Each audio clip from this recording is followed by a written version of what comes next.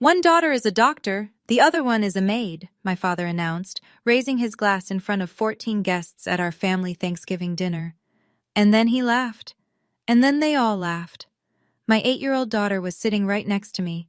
She tugged my sleeve and whispered, "Mommy, is being a maid bad?"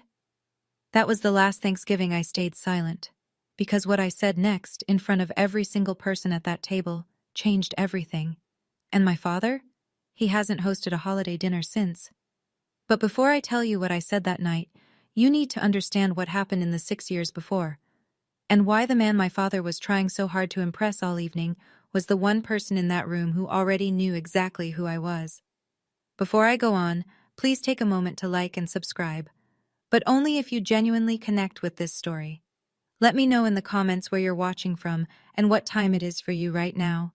My name is Thea O'Neill. I'm 31 years old. I'm a single mom, and for the past 6 years my family has called me the Maid.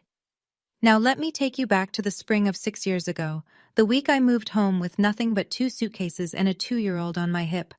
The drive from Richmond to Millbrook takes about 2 hours if you don't stop. I stopped 3 times because Lily kept crying. She was 2. She didn't understand why Daddy wasn't in the car. Honestly, neither did I. My ex-husband left on a Tuesday, cleared the checking account on Wednesday, filed from his mother's address on Thursday. By Friday, I was standing on my parents' porch in Millbrook, Virginia, holding a diaper bag and whatever dignity I had left. My father opened the door. He looked at the suitcases, then at me, then at Lily. "The cottage out back is empty," he said. "This is temporary. Don't turn it into a habit." No hug, no, "Are you okay?" Just terms. The cottage was 300 square feet. 1 bedroom, a kitchenette, a bathroom with a shower that ran cold after 4 minutes. But it sat on my parents' land, and there was no lease, no paperwork, just my father's word. At the time, I didn't think that mattered. Within a week, I was knocking on doors, cleaning houses, $15 an hour, cash, while a neighbor watched Lily. I scrubbed bathtubs, mopped hardwood, organized pantries for women who had the life I thought I'd have by now. That same month, Meredith, my older sister, finished her dermatology residency. My parents threw a dinner for 20 people.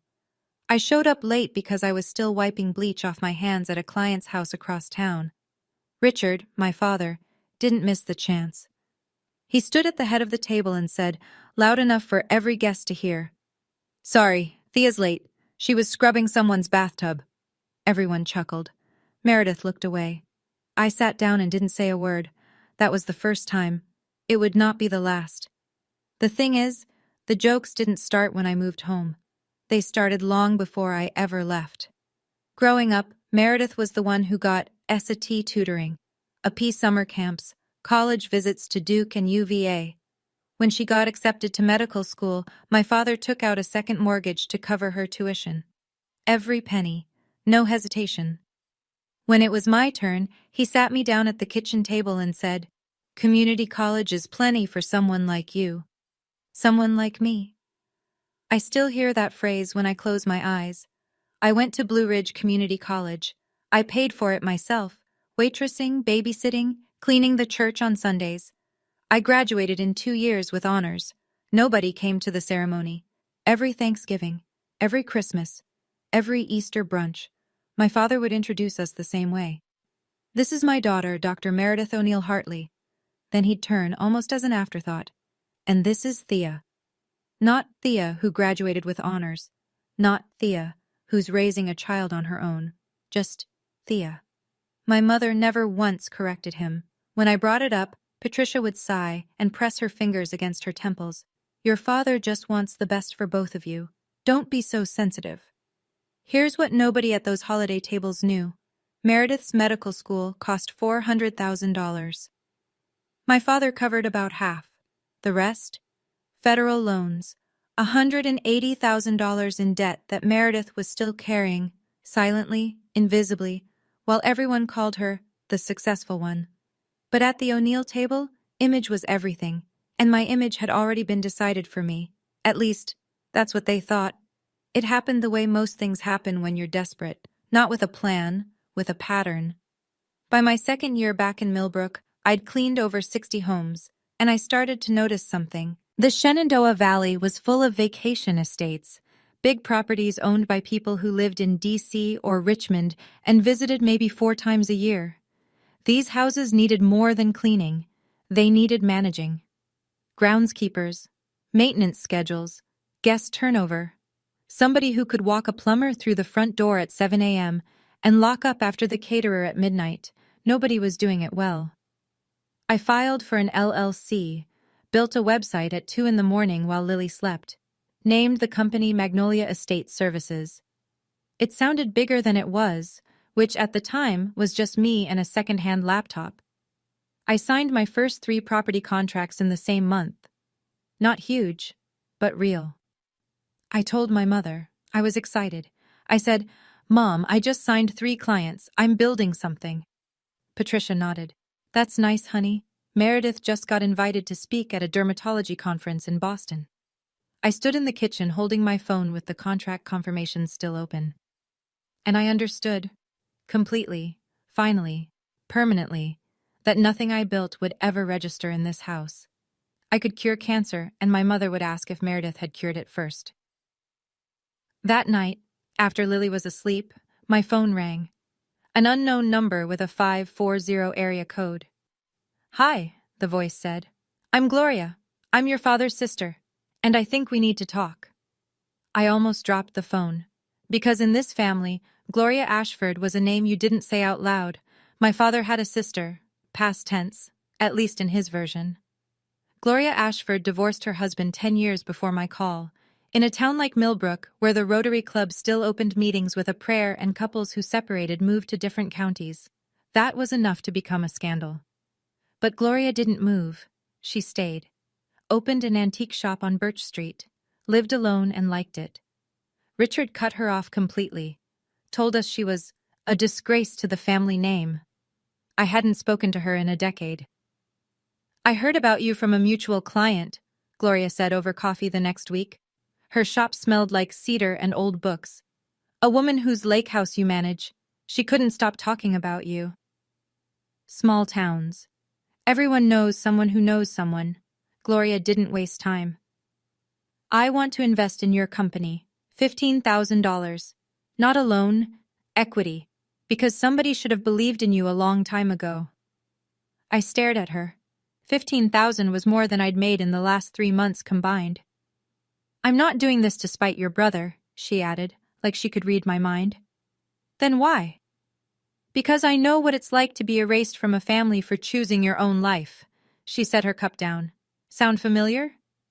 I took the money, hired 2 part-time employees, started running operations like a real company instead of a one-woman scramble. Before I left, Gloria said something that stayed with me. "Family should be a safe place, Thea, not a cage." Then she paused. "There's something I know about your father that you don't, but not yet." I drove home with more questions than answers, and a check that would change everything. 2 years. That's how long the quiet lasted. By 27, I had 5 employees, 8 properties under contract, and a growing reputation in the valley. Magnolia was still small, but it was real. I reinvested every dollar, bought a proper work van, printed business cards with a logo Lily helped me pick. A white magnolia on dark green. I was still living in the cottage, still on my father's land, still without a lease. That's when Richard decided to remind me. It was a Sunday dinner, the only kind my parents hosted where they didn't invite an audience. Meatloaf, mashed potatoes, Meredith and Donald across the table, Lily coloring in the corner. Midway through the meal, Richard set his fork down. "That land out back is worth something now," he said. Casual, like he was commenting on the weather. "I might need to rearrange things." I looked up. "Rearrange things how?" "Don't worry about it. Just know that nothing is permanent." The room went quiet. Meredith stared at her plate. Donald took a long drink of water. Patricia busied herself with the salt shaker. Nobody said a word. Because in this family, when Richard made a statement, it wasn't a conversation. It was a verdict. Later that night, after Lily was in bed, Patricia called me. Her voice was strained, halfway between apologetic and instructional. "Someone came to look at the property last week," she said. "A developer." My stomach dropped. What developer? I don't know the details. Your father handles these things. A pause. It's probably nothing. I shouldn't have mentioned it. She hung up. I sat on the edge of my bed in the cottage, on land I didn't own, in a house with no lease, and felt the ground shift beneath me. I started looking for a rental. Something near Lily's school, something I could afford. The problem with Millbrook is that it's a small town with a tight housing market. 3-bedroom rentals near Jefferson Elementary? Almost non-existent. And the ones that were available cost twice what I could swing without pulling money out of the business. Patricia found out within a week. In a town this size, the realtor I called was her friend's daughter. The phone rang at 8 in the morning. You're looking at apartments? Patricia's voice was shaking. You're going to take Lily away from us? Mom, I'm not taking anyone away. Your father will be devastated after everything we've done for you. I wanted to ask what exactly they'd done, but I didn't. That evening, Richard called. No preamble. You move out, you're on your own. Completely. His voice was flat, factual. Don't expect us to babysit Lily on weekends. Don't expect Thanksgiving invitations. Are you serious? I'm being practical. He knew exactly where to press. Lily called my parents every night before bed. She drew pictures of Grandpa's garden. She counted the days between visits. Cutting that connection wasn't something I could do to my daughter, and he knew it. So I stopped looking. I wasn't staying because I was weak. I was staying because leaving at the wrong time would have cost me everything I'd built. In a small town, Richard O'Neill was respected. If I left, he'd frame it as abandonment. The ungrateful daughter who took our granddaughter away. That narrative would reach every potential client within 20 miles. I needed to be strong enough that when I finally walked out, I wouldn't need anything from him. Not his land, not his babysitting, not his version of the story. That day wasn't here yet, but it was coming. The cracks started showing in Lily first. Her teacher called me in on a Wednesday. Mrs. Patterson, kind woman, 20 years in 2nd grade. Lily's been quiet at lunch, she said. The other kids asked what her mom does for work. She didn't answer. She just shrugged and looked away. I sat in that tiny plastic chair and felt something inside me splinter. My daughter, 8 years old, already learning to be ashamed of me. That night, I tucked Lily in and she asked, Mommy, do you like your job? I love my job, baby. Then why does Grandpa always say it funny? I kissed her forehead and turned off the light. Then I went to the kitchen, sat at the table, and stared at the wall for an hour. This wasn't about me anymore.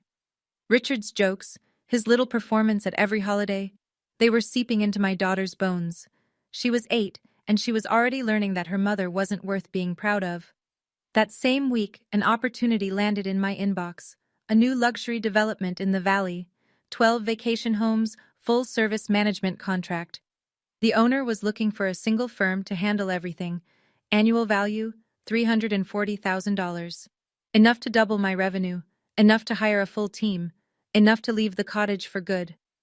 I called Gloria, told her about the opportunity and about Lily.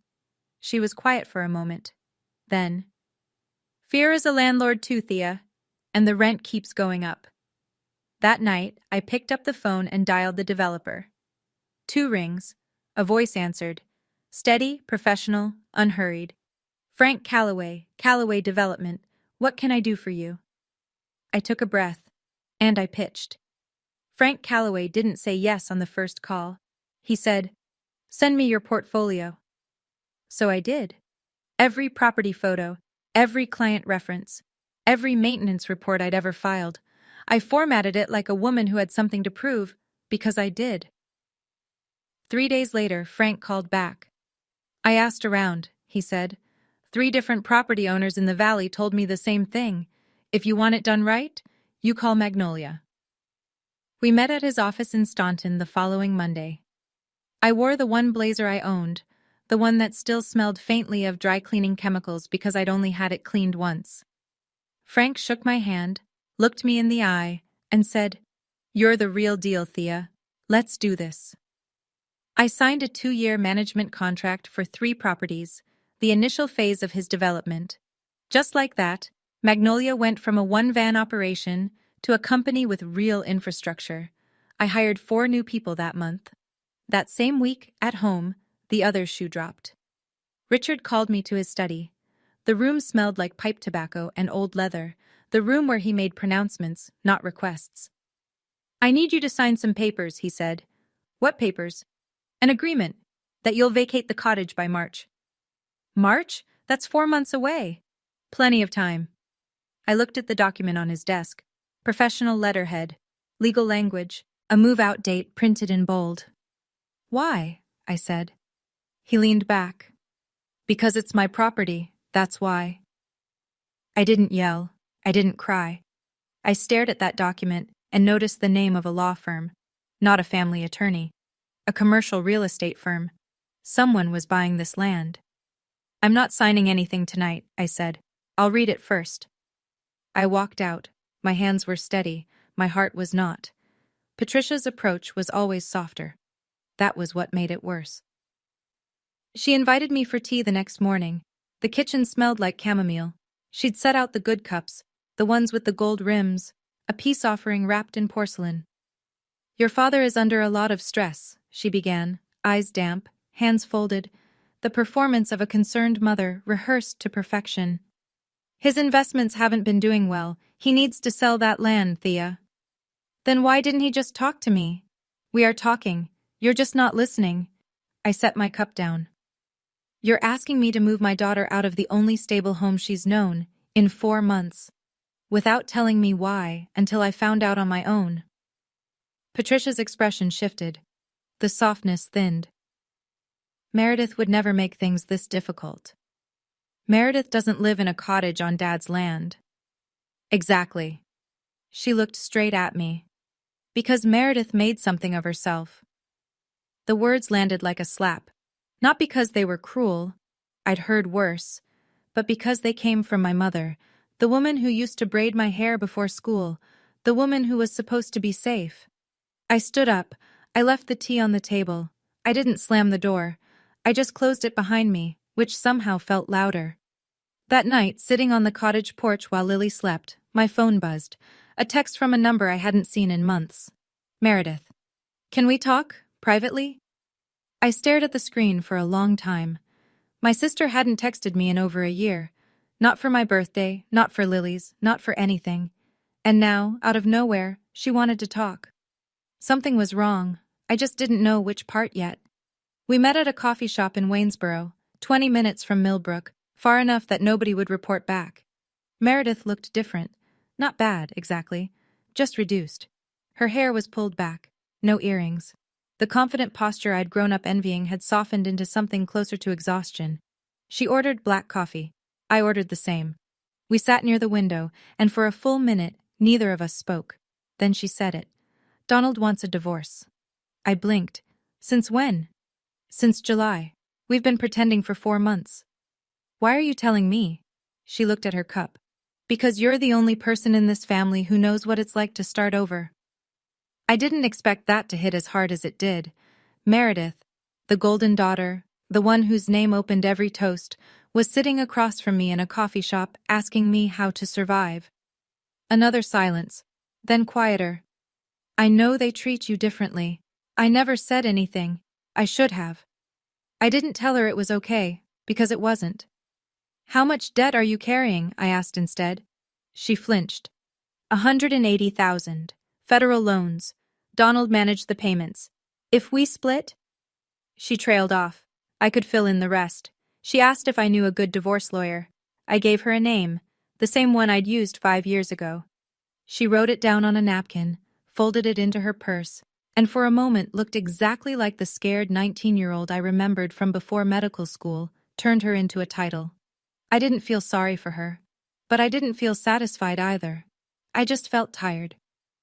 Driving home, I thought about how funny it was, both O'Neill daughters, sitting in coffee shops, trying to figure out how to survive men who failed them. At that point, I kept asking myself, if Meredith was also falling apart, why did my parents need this perfect image so badly? Why had they spent decades building a showcase family when nobody inside it was actually okay? Do you think that's love? Or just fear of what the neighbors might say? I'd really love to hear your thoughts. Drop them in the comments. 3 months before Thanksgiving. That's when the phone call came. Magnolia had grown. 12 employees. 15 luxury properties across the Shenandoah Valley. Revenue had crossed the 2 million mark earlier that year, and I was running a real operation, scheduling software, uniformed crews, quarterly client reviews. The girl who scrubbed bathtubs for $15 an hour now signed contracts over lunch. Nobody in my family knew the scale. To them, I was still Thea, the one who cleans houses. Then a journalist called. "Hi, Ms. O'Neill. I'm with the Shenandoah Business Journal. We're doing a feature on local entrepreneurs under 35. Your name came up 3 times from different referrals." 3 different people had recommended me. Not Meredith, not my father's Rotary contacts. Me. I agreed to the interview on one condition. "Please don't mention my family or my personal background. This is about the business." The reporter, a young woman named Kelsey, spent 2 hours with me at one of the estate properties I managed. She took photos of the team at work. She asked about revenue, growth strategy, client retention. She treated me like a CEO, because that's what I was. "This issue publishes the week of Thanksgiving," Kelsey said as she packed up. "You'll get an advance copy." Thanksgiving. The timing felt almost poetic. I didn't tell my parents. I didn't tell Meredith. The only person I told was Gloria, who listened on the phone and then laughed, a warm, surprised laugh. "Well," she said, "that's going to make for an interesting holiday." For the first time in 6 years, someone was asking about my work not as a punchline, but as a success story. And I carried that feeling quietly, tucked inside my chest like a lit match in a dark room. Waiting. 2 weeks before Thanksgiving, I was in the kitchen at the main house, helping Patricia sort through her guest list, when Richard walked in, chest puffed, holding his phone like a trophy. "Guess who's coming to Thanksgiving," he said. Patricia looked up. "Who?" "Frank Calloway." He said the name like he was announcing royalty. Frank Calloway, owner of Calloway Development Group, the biggest residential developer in the Shenandoah Valley. Richard had been circling Frank for months, trying to finalize the sale of his land. "This is my shot," Richard continued. "Calloway at our table. Good food, good wine, good impressions. By New Year's, the deal is done." I stood at the counter, holding a serving spoon, and felt my blood turn cold. Frank Calloway. The man I had a standing video call with every Tuesday at 9 a.m. The man whose properties I'd managed for 2 years. The man who called me the most reliable operator in the region. My father had never once asked the name of my company. He'd never visited my office. He'd never Googled me. And Frank?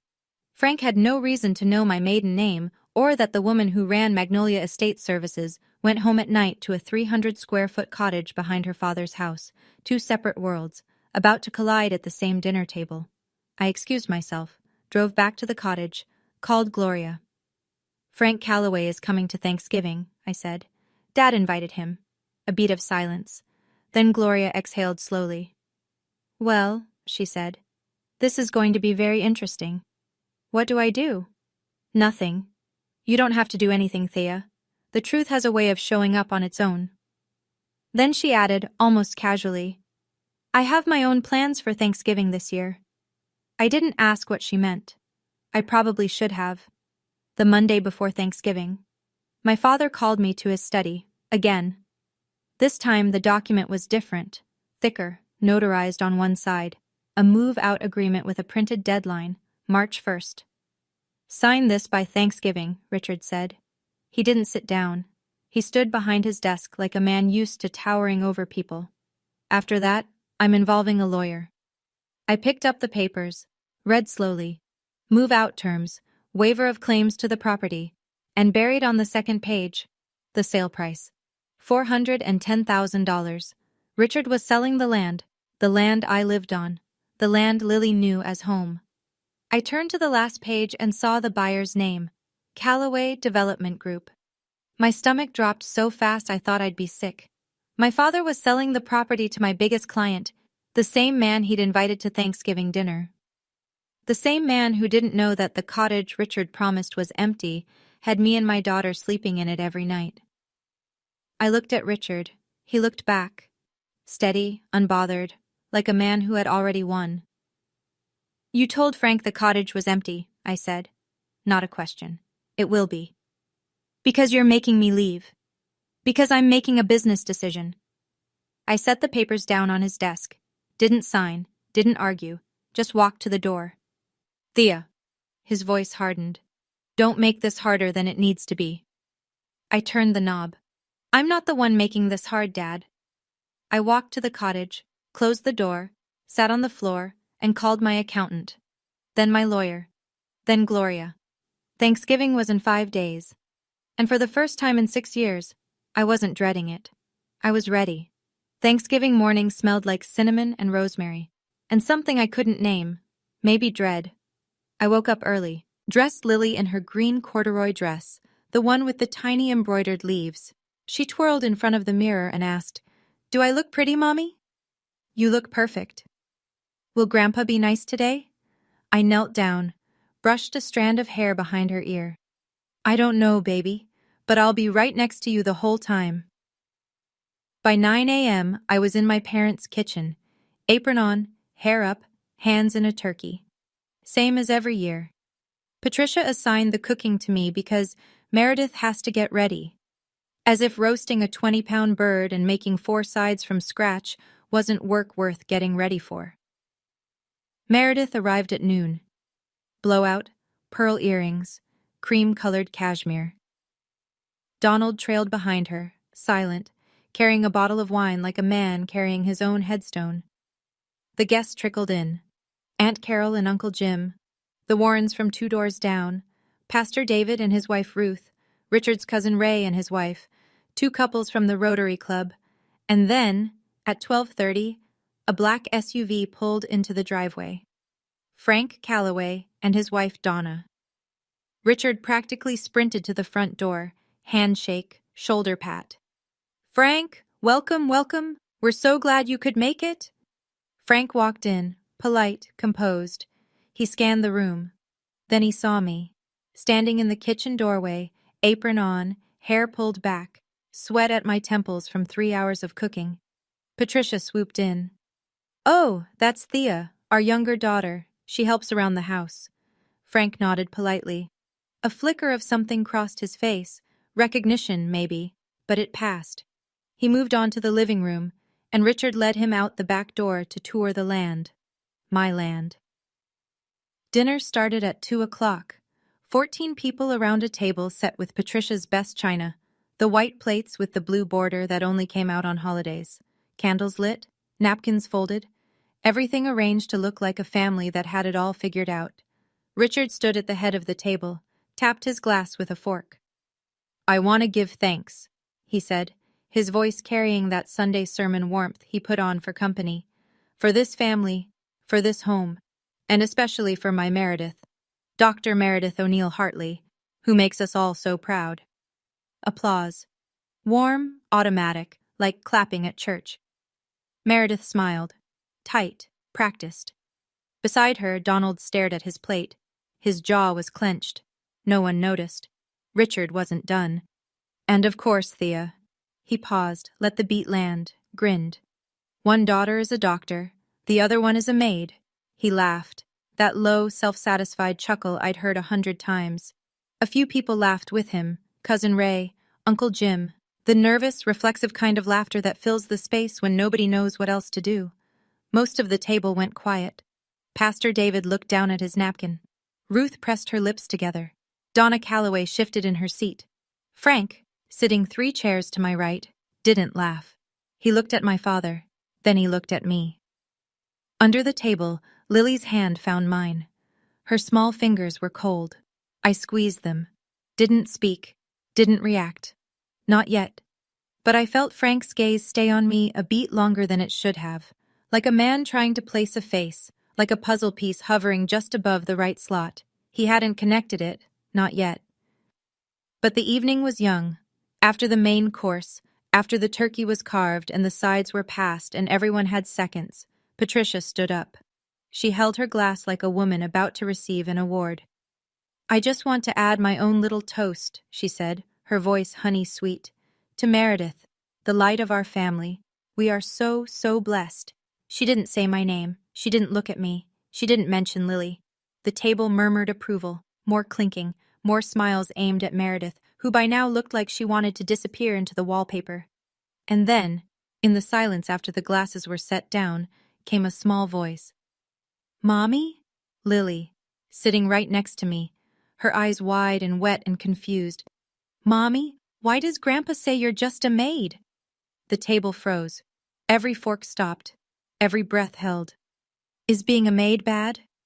8 years old, asking in front of 14 adults whether her mother's work made her less than. Patricia recovered first.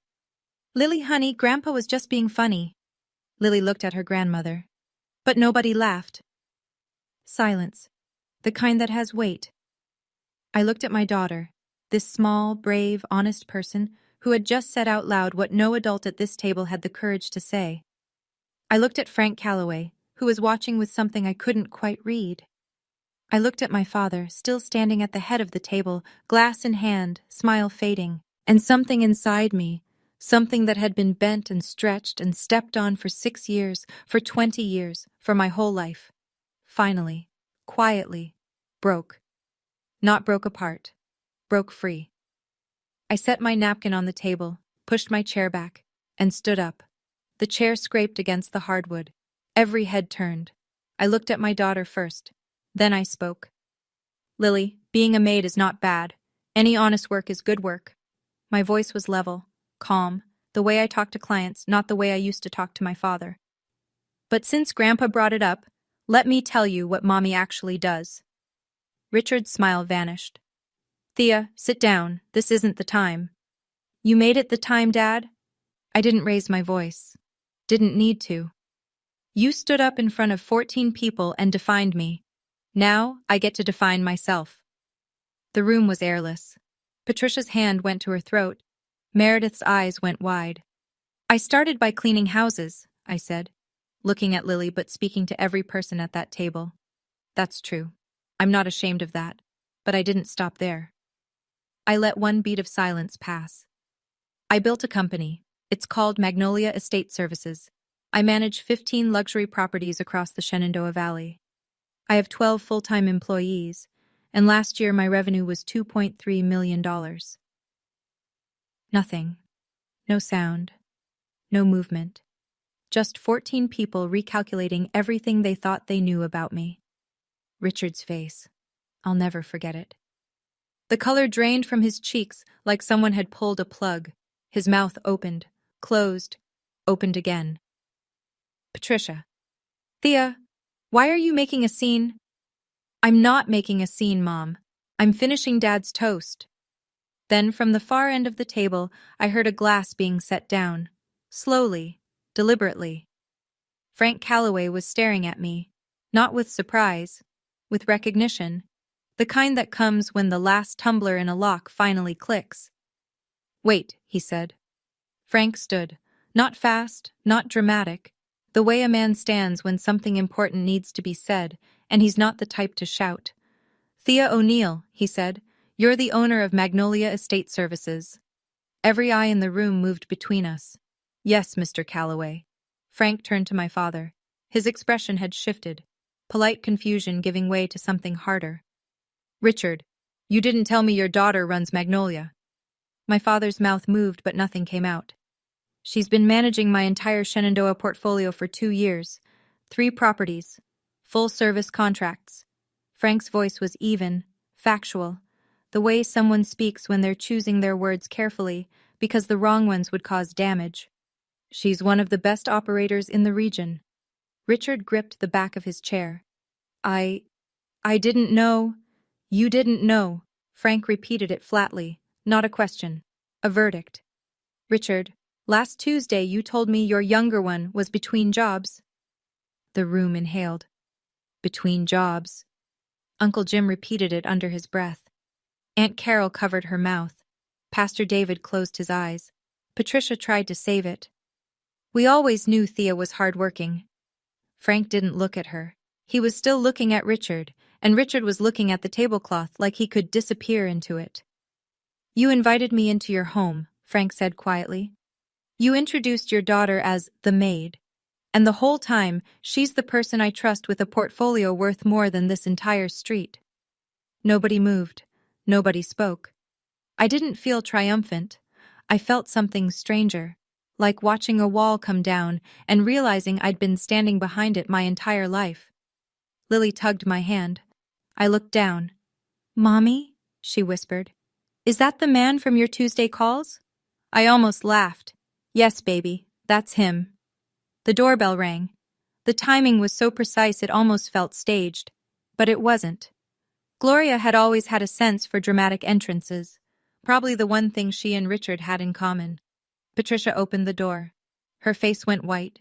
Gloria Ashford stood on the porch in a navy coat, holding a bottle of wine in one hand and a magazine in the other. Her silver hair was pinned back, and she smiled the way a woman smiles when she's been waiting 10 years for this exact moment. "What are you doing here?" Richard's voice cracked. "You weren't invited." "I know." Gloria stepped inside.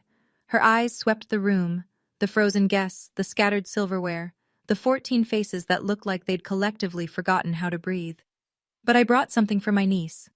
She walked past Patricia, past Richard, straight to the table. She laid the Shenandoah Business Journal flat on the white tablecloth, right between the cranberry sauce and the gravy boat. Then she opened it to the feature spread, a full page with a photograph of me standing in front of a stone estate, arms crossed, Magnolia logo on the van behind me. The headline, "Magnolia Estate Services, How a Single Mom Built a $2.3 million Business from Scratch." The magazine went hand to hand. Aunt Carol, Pastor David, Ruth, Donna Calloway, who read it twice. Ray's wife held it up to the light like she was inspecting a diamond. Richard stood at the head of the table and watched his carefully constructed evening disintegrate. Gloria looked at her brother, not with cruelty, but with something closer to grief. "You've been so busy being ashamed of your daughter," she said, "that you missed what she actually became." Richard said nothing. For the first time in 63 years, Richard O'Neill had absolutely nothing to say. Frank picked up the magazine, read the first paragraph, set it down. Then he turned to Richard with the expression of a man who's just had a contract renegotiated without his consent. "Richard," his voice was measured, "the land you're selling me, that's the land your daughter lives on?" Richard's jaw tightened. "That's a separate matter." "Is your daughter being displaced because of our deal?" Silence again. But this silence had teeth. I spoke. Not loudly, not with any satisfaction, just clearly. "I saw the contract on his desk last week. He asked me to sign a move-out agreement by Thanksgiving. The sale price is $410,000, and he told you the cottage was empty." Frank sat back in his chair. He rubbed his forehead with one hand. "Richard, I don't do business this way. Frank, this is a family matter. It became my business the moment you lied to me." Frank shook his head. "You told me that cottage was vacant. I based my offer on that." The table had splintered into a dozen private reactions. Aunt Carol whispered to Jim. Pastor David's wife gripped her husband's arm. The Warrens looked like they were watching a car accident in slow motion. And then, from the quiet end of the table, Donald Hartley spoke. "I'm sorry," he said. His voice was hoarse, like he hadn't used it in weeks. "But this isn't right. None of this is right." Meredith looked at her husband. For a moment, something passed between them. Not love, not forgiveness, but maybe the ghost of why they'd chosen each other in the first place. She reached under the table and took his hand. The room was in ruins. Not from yelling, not from violence, just from the truth, standing in the middle of a Thanksgiving table, refusing to sit back down. Frank stood up. He buttoned his jacket, a small, deliberate gesture that somehow said more than any speech could. "Richard, I'm going to need to pause our discussions about the land." His voice was cordial, professional, final. "I need to think about this." Everyone at that table understood. Pause meant done. The way we should talk means it's already over. Richard tried. "Frank, let's discuss this privately. We've been talking privately." Frank straightened his cuffs. "That seems to be the problem." He turned to me. A slight nod. Not warm, not cold, professional, one business owner to another. Thea, I'll call you Monday. We have work to do. Yes, sir, thank you. Frank placed his hand on Donna's back. She stood, gathered her purse, and they walked out the front door without looking back. Within 5 minutes, Pastor David and Ruth excused themselves. Early morning tomorrow, David said, but his eyes lingered on Richard with something that looked like disappointment. The Warrens followed, then Ray and his wife. The excuse carousel turned and turned, headache, long drive, early flight, until the table that had seated 14 was down to 6. Richard sat in his chair, the patriarch at the head of an empty table. His glass was still full. His plate was untouched. The man who had opened the evening with a toast and a laugh now sat in a silence so thick you could hear the candles burning down. $410,000. Gone. His reputation in a community that valued reputation above almost everything? Shattered. Not because I attacked him, not because I humiliated him, but because I told the truth. And the truth did what it always does when you've been lying long enough. It introduced itself. The house was quiet now, dishes untouched, candles guttering, 6 people in a room that felt emptier than 0. I lifted Lily off her chair. She wrapped her arms around my neck and rested her head on my shoulder, the way she did when she was 2, back when I carried her into this house with nothing. I walked to where Richard and Patricia sat. Not close, just close enough. I'll be out of the cottage by the end of the month. Richard looked up. Not because you asked, I said. Because I should have left a long time ago. Thea? His voice was smaller than I'd ever heard it. I'm not angry, Dad. I'm done waiting for you to see me. Patricia's face crumpled. The tears came. Real ones this time. Not the ones she used as currency. But for the first time in my life, I didn't rush to fix them. I looked at Meredith. She sat with her hands flat on the table, mascara slightly smudged, Donald's arm still touching hers. She met my eyes and nodded. Small. No words needed. I turned and walked to the front door. Gloria was standing on the porch. She hadn't come inside for the ending. She'd been waiting out here, hands in her coat pockets, watching the November sky turn dark. My living room is big enough, she said simply. Plenty of space for 2. Lily lifted her head and looked at Gloria. Are you the lady who sends me birthday cards? Gloria smiled. Every single year, sweetheart. I strapped Lily into the car seat, closed the door, sat behind the wheel. In the rearview mirror, the house got smaller. The porch light flickered. Nobody came out to wave. I took a breath, a full one, deep enough to fill every corner of my lungs. For the first time in 6 years. In a town like Millbrook, you don't need the internet. You have church. By Sunday, 3 days after Thanksgiving, the story had traveled through every pew, every coffee hour, every parking lot conversation after service. 14 guests meant 14 households, and each household told 5 more. By the time the week was out, every person who'd ever shaken Richard O'Neill's hand at a Rotary meeting knew what had happened at his dinner table. The fallout was specific and measurable. Pastor David called Richard directly. I think it's best if you step back from the fundraiser committee this year, Richard. Focus on your family. Translation: don't show your face. Patricia's women's auxiliary group, the one that organized the Christmas charity drive every December, politely informed her that we're going in a different direction with leadership this year. The woman who delivered the message told a friend, who told her hairdresser, who told me, we need people who uplift other women, Patricia. The Shenandoah Business Journal hit newsstands that Wednesday. Kelsey's article ran with my photo on the secondary cover. Within the week, 3 property owners I'd never contacted reached out to Magnolia. I read the article, each one said, like a password. Mrs. Patterson, Lily's teacher, stopped me at pickup. I saw it, she said, holding up the magazine. I always knew there was more to you than this town gave you credit for. In the grocery store, at the gas station, at the post office, people looked at me differently. Not with pity, not with the polite condescension I'd grown accustomed to, with something new, respect. And Richard? Richard, who had built his entire identity on being the most respected man on his street, stopped going to church, stopped going to Rotary, stopped answering his phone. The silence from the big house was deafening. Meredith called 2 days after Thanksgiving, Not to apologize on behalf of our parents, not to smooth things over. Donald and I are separating, she said. I told Mom and Dad last night. How did they take it? A long pause. Mom said, this can't be happening. First Thea, now you. Meredith's voice cracked on the word first, like she was hearing it for what it really was. Not concern, but inventory. Patricia wasn't mourning her daughter's pain. She was counting her losses. And Dad? Nothing. He just sat there. I think he's run out of speeches. I pictured it. Richard at his desk, the patriarch who had lost his audience and his stage in the same week. A man who'd spent decades performing fatherhood for other people and had never learned how to do it in private. Meredith started calling me more after that.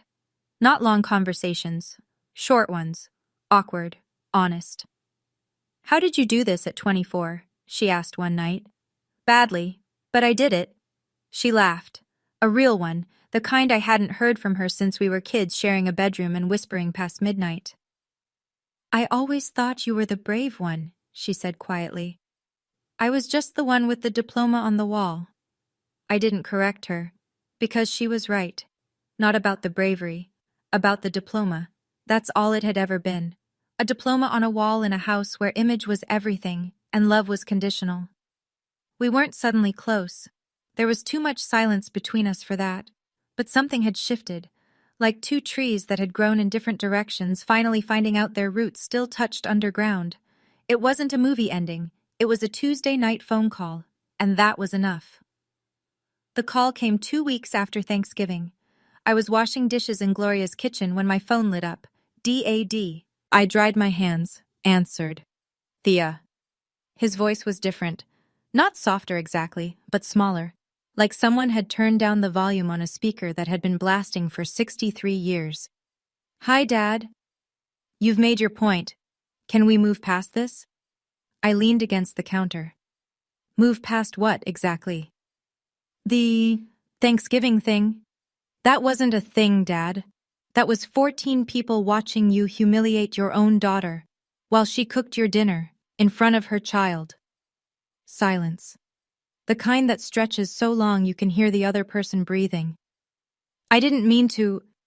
You didn't mean to get caught. There's a difference. More silence. I could hear a clock ticking on his end, the old grandfather clock in the hallway, the one that had been there since I was 4. The land deal fell through, he said, quieter now. Frank pulled out. I know. I'm in trouble, Thea, financially. I closed my eyes. Part of me wanted to help. The part that was his daughter. The part that remembered him teaching me to ride a bike in that driveway, holding the seat until I could balance. But I wasn't going to save a man who had spent 6 years drowning me. When you're ready to talk, really talk, I'll be here. I kept my voice steady, not cold, not warm, just clear.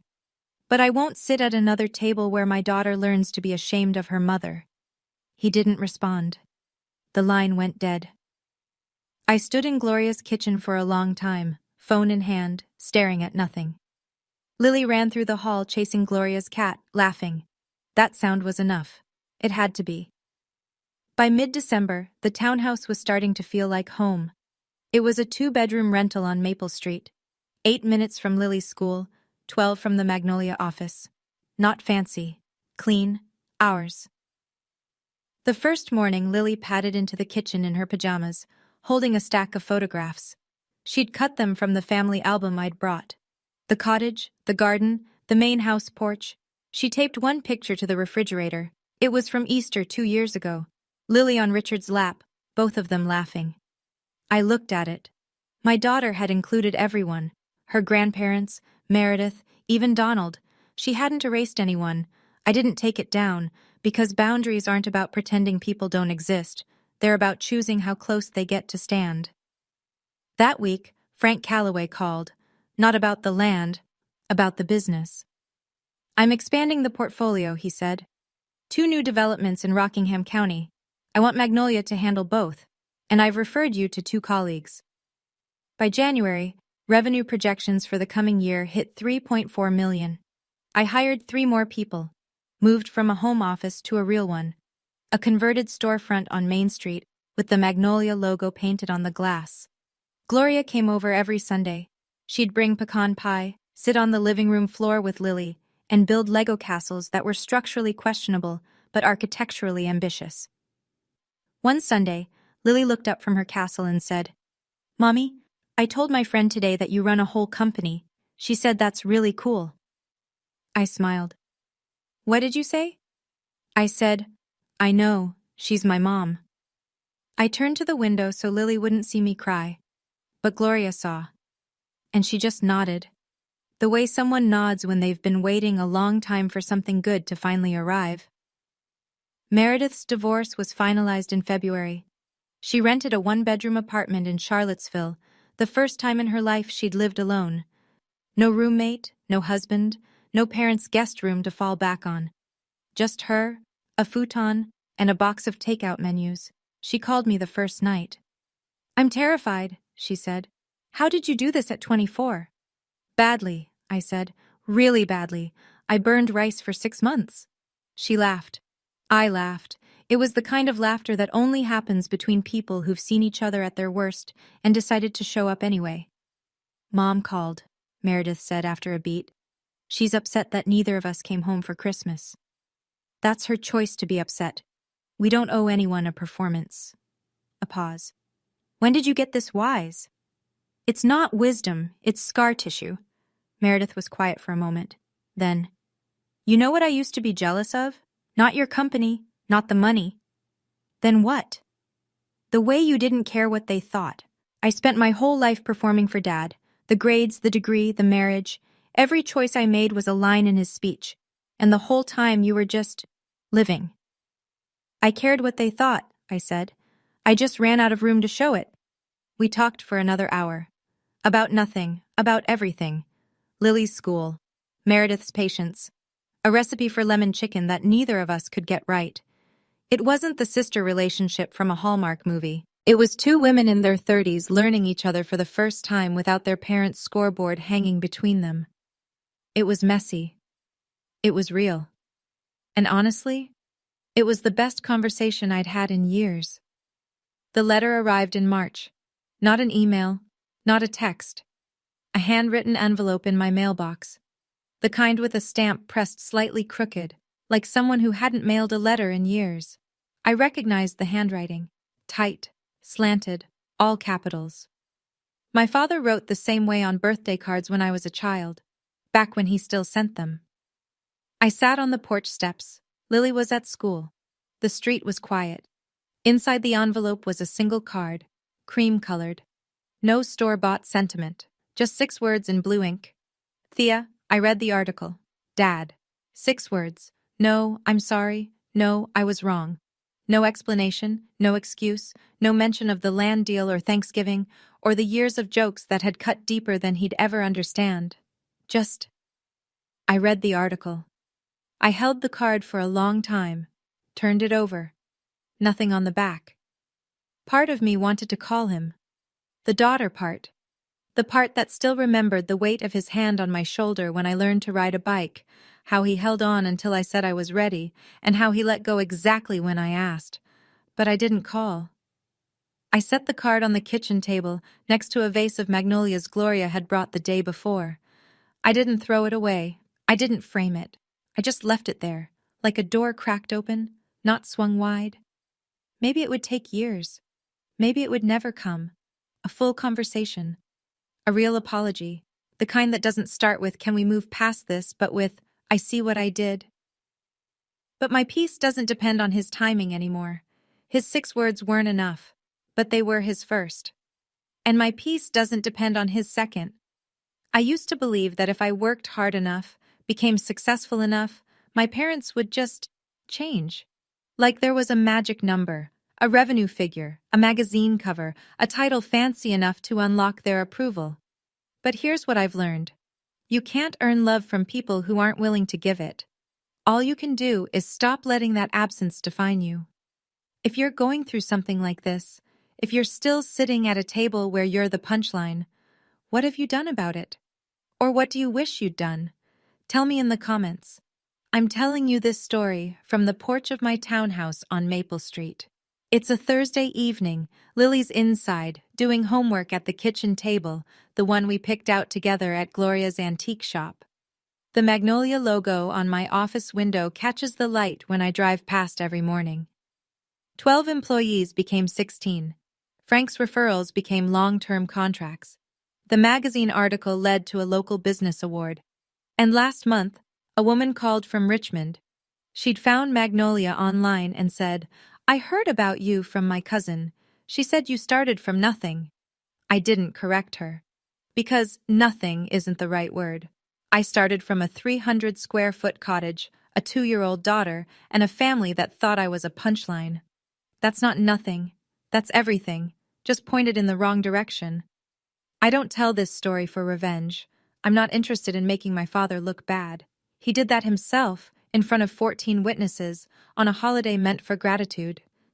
I tell this story because somewhere, right now, someone is watching this at 2 in the morning, lying in bed, wondering if they're allowed to say enough. Wondering if setting a boundary with the people who raised you makes you ungrateful, or selfish, or wrong. It doesn't. Setting a boundary is not betrayal. It's the first honest thing you can do in a relationship built on silence. And if no one else has told you, your work matters. Your effort matters. You don't need a title or a toast or anyone's permission to be proud of who you are. Lily and I are eating ice cream on the porch steps. The sun is going down. She's got chocolate on her chin and she's laughing at absolutely nothing. This is what freedom sounds like. If this story meant something to you, hit like and share it. Not for me, but for the next person who needs to hear it. Subscribe if you want more stories like this, from real people who stood up when staying quiet would have been easier. And if you haven't watched the last video, the link's right there in the description. I think you'll connect with that one too. Thank you for being here with me tonight. Take care of yourselves, and take care of each other.